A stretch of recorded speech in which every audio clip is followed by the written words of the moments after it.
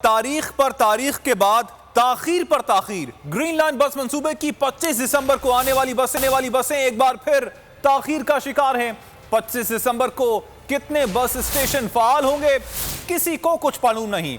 उम्मीद की जा रही है कि 10 जनवरी 2022 तक मंसूबा पूरी तरह फाल हो सकेगा। आप मालूम कर लेते हैं बोल न्यूज के नुमाइंदे फैयाज बुखारी से। जी फैयाज, बताइएगा।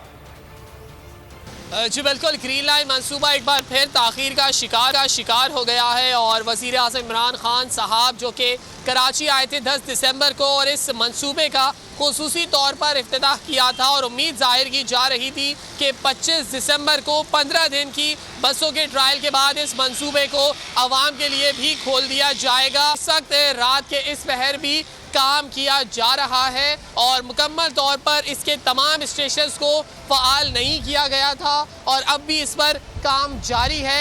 21 किलोमीटर की सड़क पर बताया गया था कि मुकम्मल तौर पर दुरुस्त हो गई है, लेकिन सिर्फ दावे और वादे ही किए जा रहे हैं और इस वक्त नया अंदाज बता दिया गया है कि सॉफ्टवेयर के इंस्टॉलेशन में मजीद कुछ वक्त लगेगा और ना ही इसको ट्रायल वर्जन पर 15 रोज चलाया गया। अभी भी मरम्मती काम जारी है, पेंट किया जा रहा है, टिकट बूथ बनाए जा रहे हैं, लाइटिंग्स का काम किया जा रहा है, एलईडीज लगाई जा रही हैं। अभी भी ऐसा लगता है कि एक्सेलरेटर स्टार्ट नहीं हो सकेगा, सिर्फ सीढ़ियों के जरिए ही आवाम को ऊपर और नीचे आना जाना पड़ेगा। अब देखना यह है कि जो नई तारीख दी गई है 10 जनवरी, उस पर भी यह मंसूबा मुकम्मल तौर पर। बहुत शुक्रिया आपका फयाज बुखारी।